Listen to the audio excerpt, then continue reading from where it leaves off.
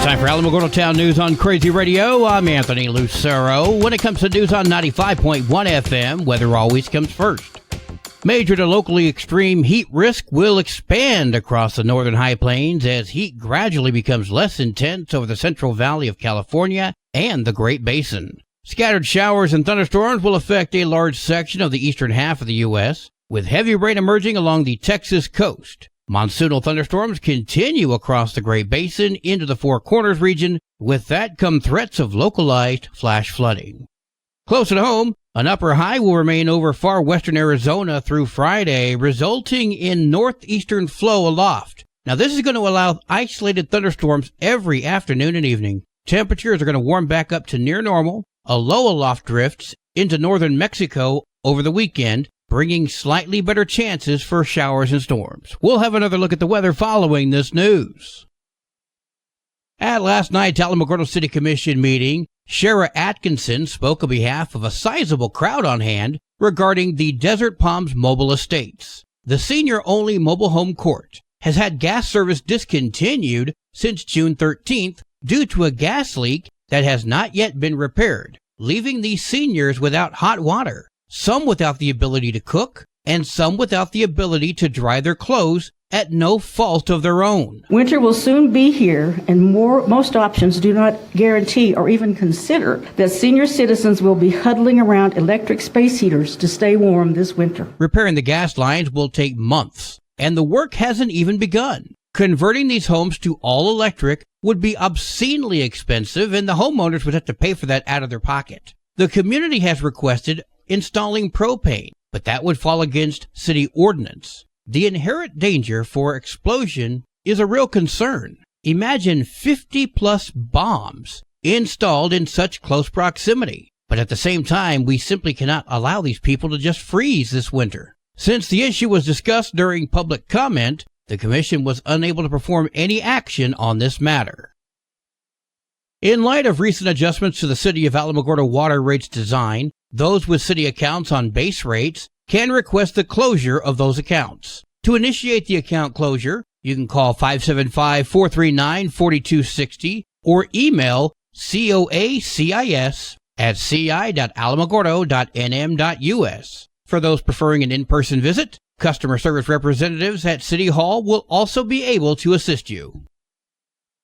In a community beset by natural disasters, the superintendent of Ruidoso Municipal Schools is determined to keep the school year as normal as possible. Becca Ferguson, the superintendent of Ruidoso Municipal Schools, spoke with KRQE about how they expect the year to shape up in the aftermath of the fires and floods. Some of the stories are absolutely heartbreaking, and we are very concerned. Devastation from the South Fork and Salt fires claimed 1,400 structures and over 25,000 acres. We've had 15 teachers that lost their homes in the fire, and then we've had additional staff members that are losing their homes due to the flooding. Amid all that, the Ruidoso Municipal School District is now navigating how exactly to start the school year. With a student body of 1,700 and 230 staff members, the school district is ringing in the school year on August 12th. They've discussed the possibility of virtual learning or even postponing the school year due to ongoing flooding. However, because the district facilities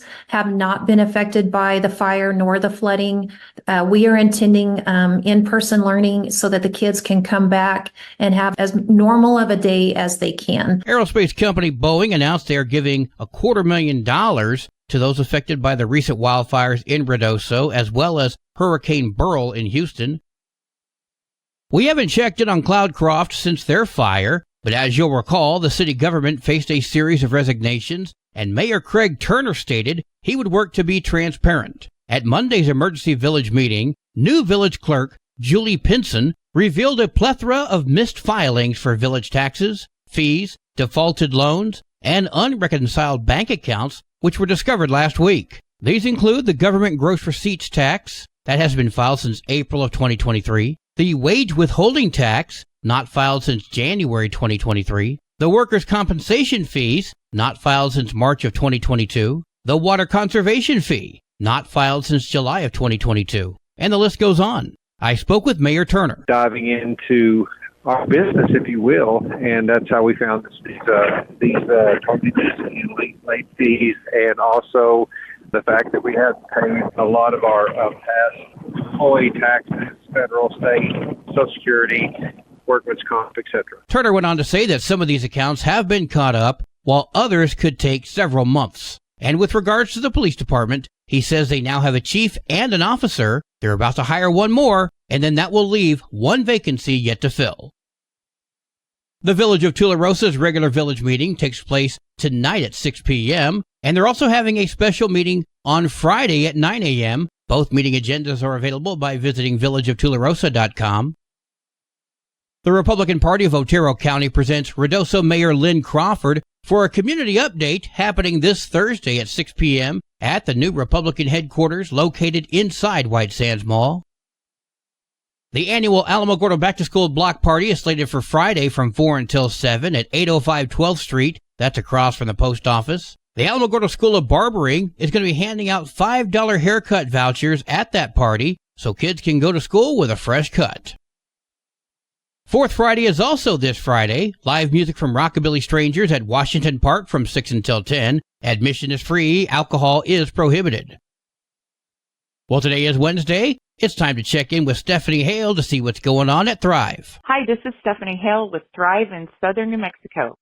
Thrive in Southern New Mexico brings together local nonprofits and resources to all of our Otero and Lincoln County residents. Each year, Thrive hosts the annual campaign to fund local nonprofit programs that help in education, health, and the well-being of our residents. Local nonprofits may apply for the 2025 Thrive in Southern New Mexico grant beginning on August 1st. Applications may be picked up at the Thrive office located at 1601 10th Street here in Alamogordo or on our website, letsthrivenm.org, beginning August 1st. Applications will be accepted through September 27th. Thrive is also accepting volunteer applications for our annual Day of Caring event happening on September 20th. We are looking for 300 volunteers to assist us with over 50 residential project cleanups, such as trash removal, yard work, and minor repairs of the homes of our local senior citizens and veterans. To obtain either of these applications, again, you may stop by the Thrive office at 1601 East 10th Street in Alamogordo or on our website, letsthrivenm.org. You can always give us a call anytime, Monday through Friday, from 9 a.m. to 4 p.m. at 575-437-8400. That's it for this week. I'm Stephanie Hale with Thrive in Southern New Mexico, and I'll be back next week and every Wednesday right here on Crazy Radio. News from around the state in just a moment. This is Alamogordo Town News on Crazy Radio. I'm Anthony Lucero. Local news from local perspectives, from local voices. AlamogordoTownNews.org. Local sports, local events, and local happenings and more. Nonprofit owned and operated by Second Life Media. We are Otero County. AlamogordoTownNews.org. Heard daily on Crazy KALH Radio 95.1. Directory Plus is the right size book. It's the book if you need a phone book. That's what just one person has to say about Directory Plus. With its red cover, features, colorful yellow pages, and lots more, it's no wonder people all over use Directory Plus. It has so much more information. You can cross-check phone numbers or addresses or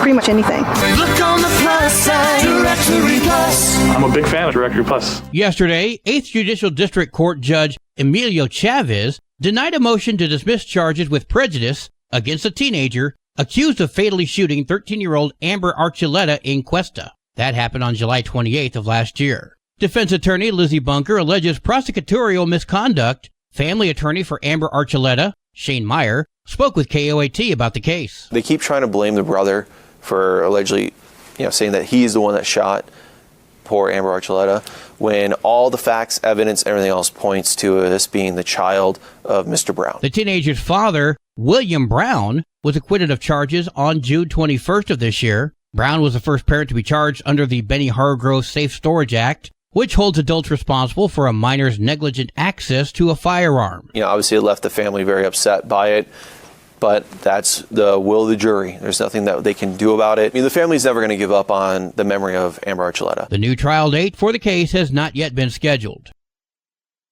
The Portales Police Department charged a teen with negligent manslaughter on Sunday. The department responded to a call about a gunshot victim just before 10:30 p.m., and they found 18-year-old DeMary Singleton inside of a home bleeding from his head. He was taken to a hospital. Police said adults and juveniles both told them that it was an accidental self-inflicted gunshot wound. Portales police investigated the shooting and charged a 16-year-old with negligent manslaughter, tampering with evidence, and unlawful possession of a firearm.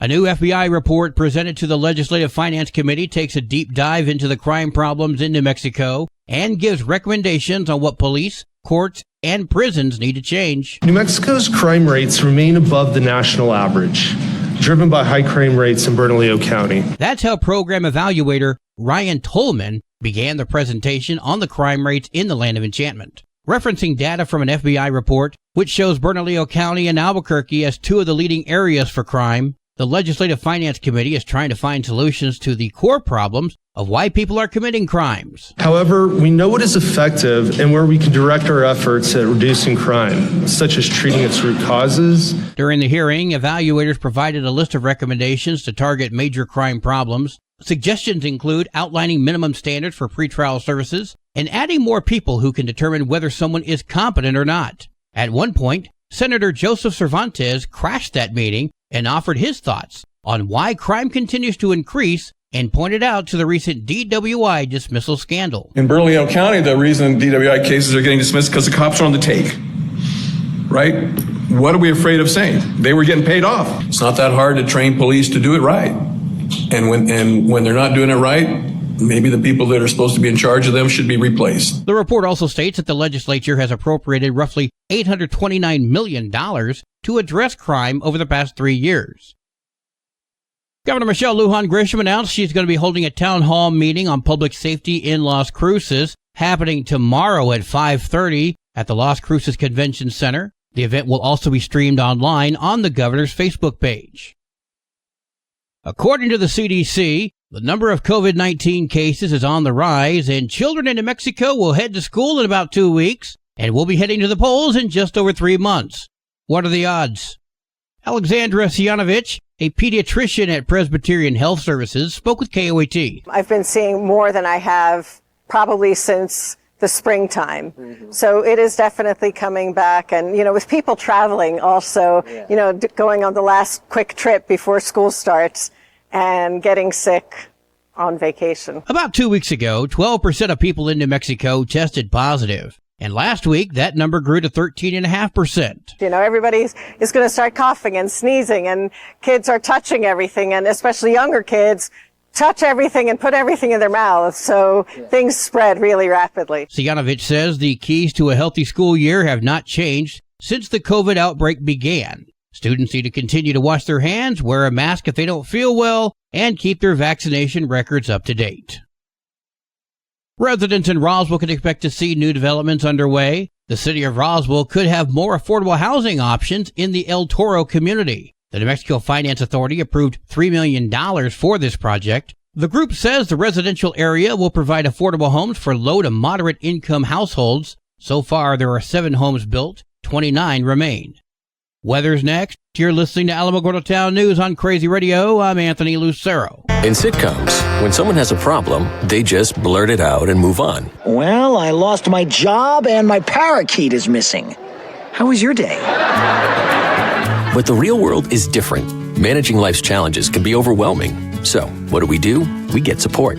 The Huntsman Mental Health Institute and the Ad Council have mental health resources available for you at loveyourmindtoday.org. That's loveyourmindtoday.org. See how much further you can go when you take care of your mental health. Your Crazy Radio spot on weather forecast for the Tularosa Basin today calls for sunny skies with a 20% chance of showers and storms. Mostly clear tonight, sunny tomorrow, high today of 90, low tonight 66, high tomorrow 94 degrees. In Cloudcroft, partly cloudy skies with a 40% chance of showers and storms. New precipitation amounts less than 1/10 of an inch expected. Tonight, mostly clear. Tomorrow, sunny with a 20% chance of more showers and storms. High today in Cloudcroft, 70. Low tonight of 46. High tomorrow, 74 degrees. Local breaking news can be found on our website, alamogordotownnews.org. And you can learn more about Crazy Radio by visiting kalhradio.org. Also, check out the Crazy KALH Radio YouTube channel. That's where we post our daily newscasts, complete interviews, and other information which concerns everyone in the Tularosa Basin. Be sure to give this video a like and subscribe to our channel if you've not done so already. That way you too can remain informed of the goings-on in the Tularosa Basin. That concludes today's edition of Alamogordo Town News on Crazy Radio. I'm Anthony Lucero.